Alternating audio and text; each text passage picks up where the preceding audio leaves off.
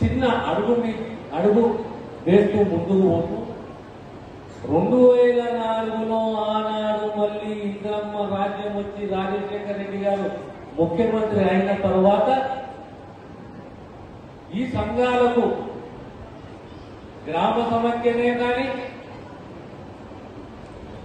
మండల సమైక్యనే కానీ, జిల్లా సమైక్యనే కానీ వారికి కమ్యూనిటీ ఇన్వెస్ట్మెంట్ ఫండ్ సిఐఎఫ్ 60 లక్షలు, 70 లక్షలు, 50 లక్షలు ఓ గ్రాంట్ రూపంలో, దానికి తోడు 50,000, 1,00,000, 5 లక్షల వరకు రుణాలు. మరో అద్భుతమైన ఆలోచన.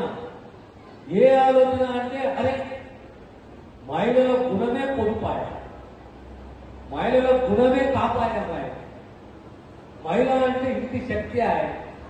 ఓ తల్లిగా, ఒక బిడ్డగా, ఒక భార్యగా సంసారం తీర్చిదిద్దే శక్తి కేవలం ఎవరికి ఉన్నదంటే ఆ తల్లికే ఉన్నది, ఆ భార్యకే ఉన్నది, ఆ మహిళకే ఉన్నది.